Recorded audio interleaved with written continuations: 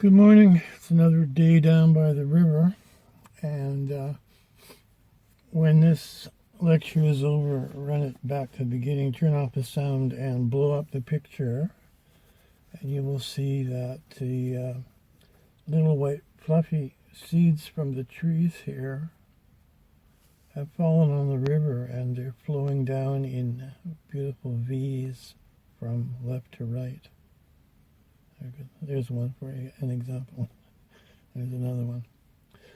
It's the Fluffy Show. This is where Mr. Tree is looking for Mrs. Tree across the river there. This is going to be called a Don't Cry for Me, Hong Kong People.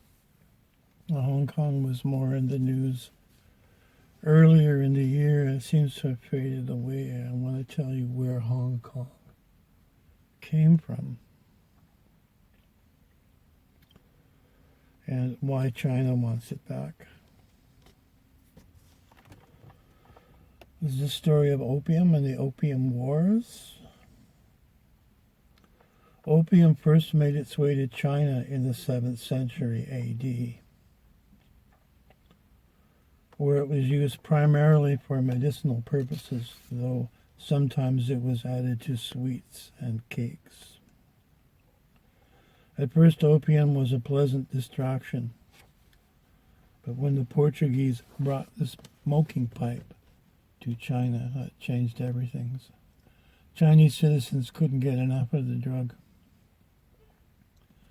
In 1660, British-owned companies shipped 1,350 pounds of opium from India to China. By 1720, 33,000 pounds, and by 1773, 165,000 pounds. About 3 million Chinese citizens were addicted. In response, the Chinese government banned opium smoking. It didn't work. By 1839, the British were exporting a startling 5.5 million pounds. At least 25% of the Chinese population was addicted to opium. In some regions, the addiction rate was as high as 90%. Chinese society was on the verge of collapse. In response, the Chinese government pleaded with the British officials to stop exporting opium from India. When they refused, Chinese officials, desperate to end the massive epidemic of addiction and crime that had overtaken their country, took the next step. In 1839, Commissioner Lin Su Hu seized and destroyed 2.5 million pounds of British opium. War ensued. Between 1839 and 1860, China and Britain fought 2 opium wars. China lost both times. As a consequence, China had to open more ports for opium importation, pay Britain $21 million in reparations, and cede or give Hong Kong to British rule, which by treaty wasn't returned to China until 1997.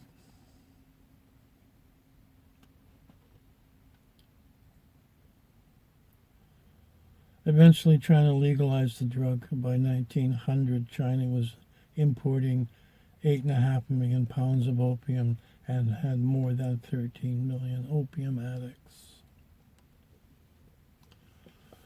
So the British drugged the Chinese and then went to war to force them to give them Hong Kong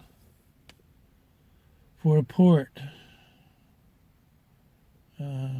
sort of centralized in Southeast Asia, the Philippines, en route to America. And the people there have been living in a democracy or semi-democracy or non-communist rule until 1997.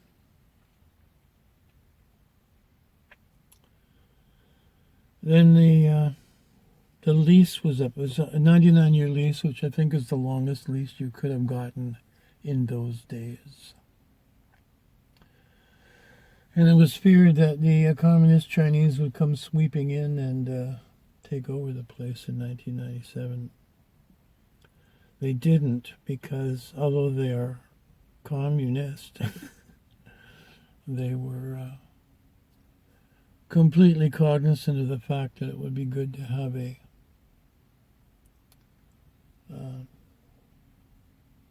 non-communist port from which to ship all the goods manufactured in China. Hence we had the big made in Hong Kong years where a lot of stuff came out of China through Hong Kong. And the public has forgotten about that, where Hong Kong came from. And lately the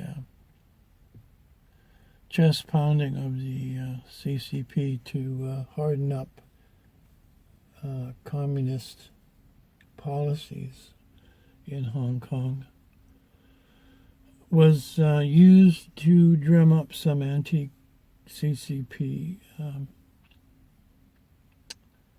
propaganda.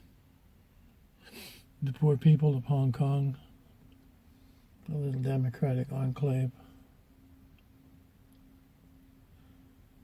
But the area was traditionally part of China for the last 20,000 years. And was only ceded to the British because they lost 2 wars with cannons and guns pointed at them while they had a massive drug epidemic going on in their country. I majored in history in my education, and during that war, the British were shooting cannon loads of toys, like little dolls, from their ships onto the mainland, and the toys were full of opium, trying to get the kids addicted.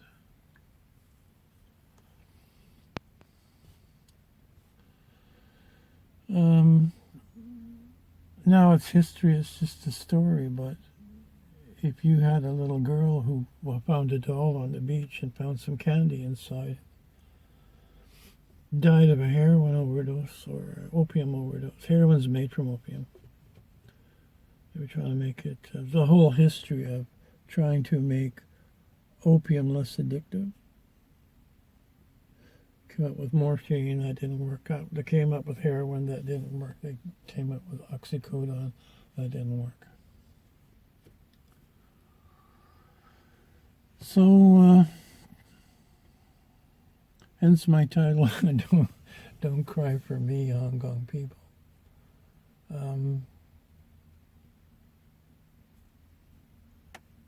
China has an historical right to take that territory back. And it's heartening that the people there are willing to fight back against the huge specter of China and the CCP.